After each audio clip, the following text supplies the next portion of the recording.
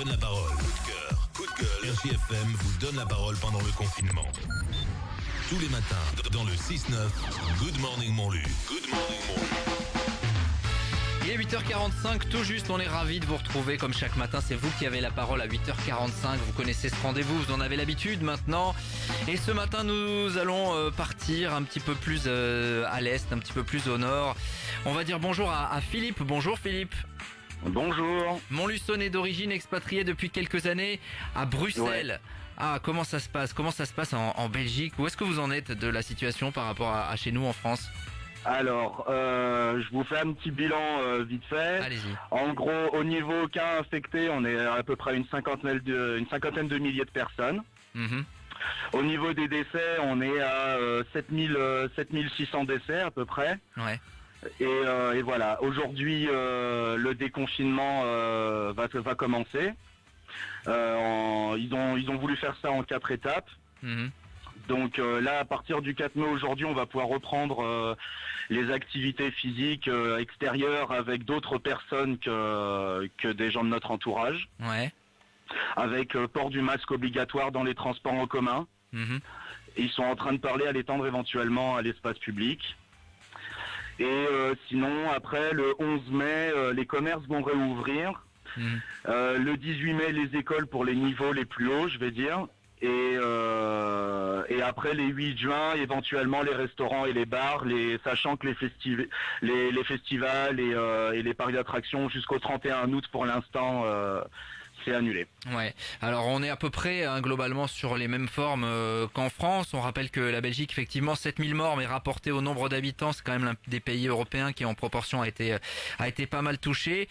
Comment vous avez vécu, vous, les mesures de restriction? Est-ce qu'elles étaient les mêmes qu'en France là ces dernières semaines, ou est-ce qu'il y avait des choses vraiment qui différaient? Alors il y a des choses qui différaient dans le sens où, par exemple, en France, vous aviez un périmètre et un nombre d'heures de sortie limité, Ouais. avec des attestations, ce que nous on n'a pas eu ici. D'accord. C'était un petit peu plus libre. En tout cas sur la région bruxelloise, en Wallonie, donc la partie francophone de la France, de la Belgique, pardon, ils ont eu, là ils devaient présenter une attestation. Mhm. D'accord. Voilà. Vous êtes donc Montluçonnais, on l'a dit, vous avez fait toutes vos études à Montluçon et vous nous suivez d'ailleurs via les réseaux sociaux et on vous en remercie. C'est vrai que Bruxelles, ville animée, évidemment les bars, la bière belge, les frites, etc. J'imagine quand même que ça a dû faire un choc un petit peu comme partout lorsque tout cela s'est arrêté il y a quelques semaines. Bah ouais, parce qu'en plus le Belge est fêtard. Oui. Donc, je du coup, le Belge aime les bistrots, les cafés comme on dit ici. Du coup, ça a été un peu dur au début.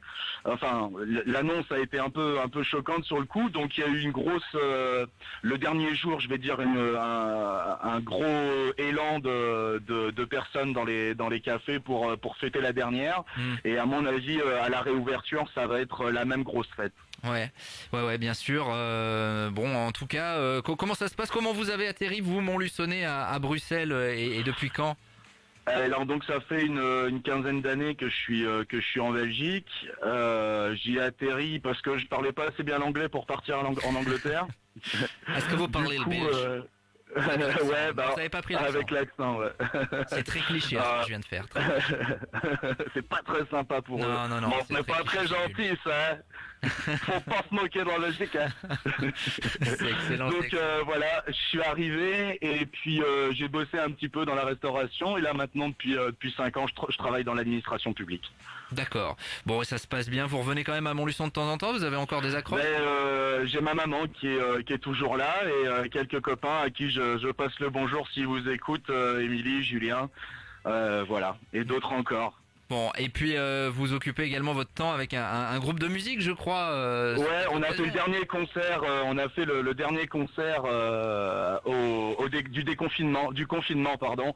On a appris le jour où on jouait. On a fait le dernier concert de Belgique pour avant confinement. Bon. Voilà, ça s'appelle Etseman, EHTS Eman. D'accord, on peut vous trouver via les réseaux sociaux. Via les réseaux sociaux, ouais, bah je vous filerai le lien si vous pouvez le poster sur la page, c'est toujours bien. Bien sûr. sûr, et on vous remercie en tout cas de nous avoir contactés ces derniers temps et puis de nous suivre depuis Bruxelles. Bon, ça va, le seum est passé de cette fameuse demi-finale de la Coupe du Monde 2018 où vous, Français, vous souffrez encore? Bah écoutez, moi le problème c'est que j'étais entouré de Français avec le drapeau de la France et que j'étais le seul pour la Belgique. Donc j'ai passé une soirée assez difficile, j'ai envie de vous dire. Mais bon, c'est pas grave, la prochaine on la gagnera, je parle les Belges. Bien sûr. On vous remercie en tout cas, Philippe. C'est moi qui vous remercie. De voir un petit peu comment ça se passait. Et puis bon déconfinement à vous en Belgique et à merci. La bonne bière belge avec modération bien sûr, mais quand même. Avec modération toujours. Ouais, mais quand même, on espère pouvoir en déguster, revenir à Bruxelles dans les prochaines semaines parce que c'est une ville magnifique. Merci à vous. On vous accueillera avec plaisir. À très bientôt, merci Philippe. Au revoir. Merci d'avoir été avec nous, merci de votre fidélité, y compris. Ciao, merci. Merci, bonne journée. Y compris depuis la Belgique et puis on essaiera de partager le lien vers le groupe de musique de Philippe. Donc et oui, les auditeurs montluçonnais, je dirais pas du bout du monde, la Belgique c'est pas le bout du monde non plus, mais de l'étranger. Vous êtes nombreux comme ça. Vous savez, quand on va voir sur les plateformes de streaming d'où vous nous écoutez, c'est vraiment de tous les continents. Dans un instant, on va revenir avec une commerçante montluçonnaise qui se prépare au déconfinement, à la réouverture. On en parle d'ici quelques secondes juste après la pause. Un verre rayé? Une monture cassée? Besoin de produits pour vos lentilles? Optique Lafayette, petit prix, grand choix. Le service et le sourire en plus. Lunettes de vue, solaire, lentilles de contact. Plus de 20 marques dont Ray-Ban, Burberry, Armani, Dolce Gabbana, Eden Park, Versace, Ralph Lauren, Catimini, Jacadi. Des verres unifocaux, progressifs, avec tous les traitements possibles au prix juste. Votre magasin rue Porte Saint-Pierre à Montluçon est ouvert du mardi au samedi aux horaires habituels. Optique Lafayette, la vue pour tous. Par mesure de sécurité, prise de rendez-vous au 04 70 07 20 33. Le Tour de Pise est présent près de chez vous du mardi au samedi. Venez déguster notre grand choix de pizzas artisanales, des recettes les plus classiques aux plus originales. Lolo, le chef pizzaiolo et son équipe fabriquent une pâte fraîche quotidienne. Les pizzas savoureuses. Votre camion Le Tour de Pise est présent près de chez vous du mardi au samedi. Le mardi à Villebray, le mercredi à Ide, le jeudi à l'Arquille, le vendredi à Espinasse dans le Puy-de-Dôme et le samedi à Estivareille. Pour réserver vos pizzas, un seul numéro, le 06 61 92 15 95, 06 61 92 15 95. Bonjour Lucette, mais dis-moi, tu as l'air en pleine forme. Oh oui, c'est grâce à mon monte-escalier installé par Monsieur Picodon de Centre Ascenseur. Centre Ascenseur? Oui, c'est le spécialiste du monte-escalier sur Montluçon et ses environs depuis plus de 20 ans. L'installation est rapide et comme tu peux le voir, c'est du matériel de qualité, simple à utiliser. Et si j'ai besoin, il intervient tous les jours, même le dimanche. Fais comme moi, appelle Frédéric Picodon à Villebray au 04 70 28 41 21. Centre Ascenseur, c'est la solution qu'il te faut. Devis gratuit. «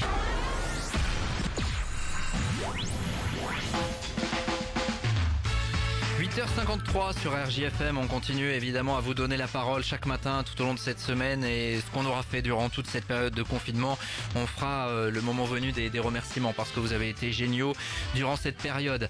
On est avec Anna, bonjour Anna. Oui, bonjour. La boutique Anna D, 28 boulevard de Courtet à Montluçon, pas très loin du cinéma, on peut résumer comme ça. C'est ça, juste en face de la pharmacie de Paris. Voilà, boutique de prêt-à-porter qui se prépare également. Et chaussures, qui se prépare également à la réouverture évidemment à partir de la semaine prochaine. Comment ça s'envisage, Anna? Comment vous appréhendez cette période-là? J'appréhende pas spécialement, parce que je pense que tout le monde a hâte de pouvoir rouvrir. Comme les clients, j'espère, vont revenir aussi, il n'y a pas de raison, en prenant les précautions. Donc à l'entrée du magasin, je prévois un gel hydroalcoolique pour que les clientes puissent s'en mettre sur les mains avant de rentrer. Ça sera une obligation. J'ai fait faire aussi un sens de circulation unique pour éviter que les personnes se croisent. Après, moi, je sais que j'aurai un masque et je pense et j'espère que les clients en auront un avant de rentrer aussi en magasin. Si elles en ont pas, je pense que je leur offrirai un masque aussi avant d'entrer. C'est une protection aussi bien pour elles que pour moi. Et puis aussi protéger mes vêtements. Parce que bon, À chaque essayage, après l'essayage, je vais me servir de mon défroisseur vapeur pour bien décontaminer tout le vêtement en cas où.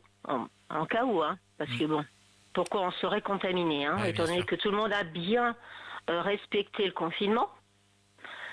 Et par la suite, à chaque passage en caisse, j'ai acheté, on va dire, du désinfectant pour désinfecter la caisse, les poignées aussi de magasin. Je vais faire en sorte que la porte du magasin soit ouverte en permanence s'il fait beau. S'il fait pas assez beau, je ferai à chaque passage qu'une cliente rentrera, je désinfecterai derrière. Bon, ça va donner un peu de travail, mais bon, ça après, c'est pas grave. Ouais. Hein, vaut mieux faire ça.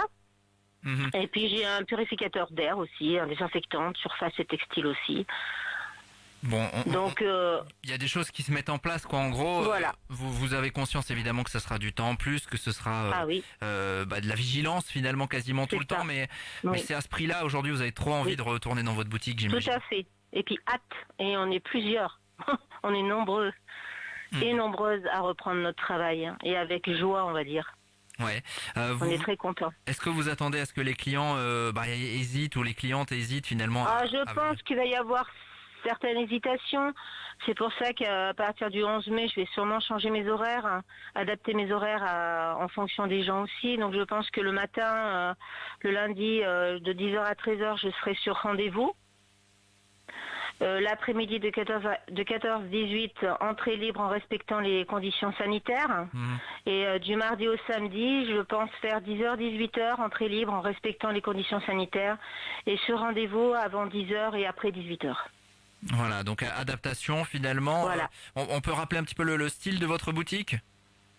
Je vends du prêt-à-porter pour femmes et de la chaussure récemment. Donc avec pas mal de marques connues, Mamselle, Coco Abricot, Requin et Adige et bien d'autres. Voilà, donc réouverture donc à partir de lundi prochain, hein, c'est ça pour vous, Anna, tout à fait. Boutique Anna D, 28 boulevard de Courtet à Montluçon. Oui. Vraiment de la motivation là, vous allez retourner dans votre magasin là dans la semaine pour faire le point, pour tout mettre en place.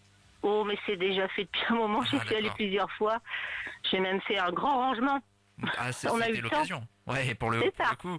Donc ça sera mieux rangé que jamais, même si dans les boutiques de prêt-à-porter, c'est généralement quand même rangé comme il faut. Dernière retouche sans doute dans les prochains jours en fait, c'est ça. C'est ça, oui. Bon, et on vous souhaite pour se mettre en règle. Ouais, bien sûr. On vous souhaite beaucoup de courage et on voit que vraiment les commerçants font les efforts, font des choses évidemment pour que tout se passe au mieux à partir de la semaine prochaine. Merci Anna. Oh, merci à vous aussi. Bonne journée à vous. À très bientôt et bon courage pour la semaine prochaine. Au revoir. Merci. Merci à vous. Boutique Anna D, donc boulevard de Courtet, qui fait partie des exemples de ces magasins de vêtements qui vont rouvrir la semaine prochaine. Vous n'hésitez pas, si comme Anna vous voulez venir témoigner, vous nous envoyez un mail rjfm@rjfm.net, vous nous contactez via les réseaux sociaux et on fera un plaisir de vous accueillir. Dans un instant, Fabrice pour les dédicaces, dernière semaine également, et puis moi je vais vous retrouver pour l'info locale et régionale d'ici 4 minutes, et puis Laurent est également là, je crois que oui, il doit être depuis chez lui, il va vous dire un petit au revoir. À tout à l'heure. C'est la dernière semaine avec Fabrice entre 9h et midi pour vos dédicaces. Vous envoyez vos messages dédi@rjfm.net, émission de dédicaces pendant le confinement. Alors profitez-en bien sûr. L'information de retour dans un instant. Et Geoffrey Bugno pour T'en dis quoi Geoffrey? Good morning Montlu, 6h, 9h. Geoffrey Bugno présente T'en dis quoi Geoffrey?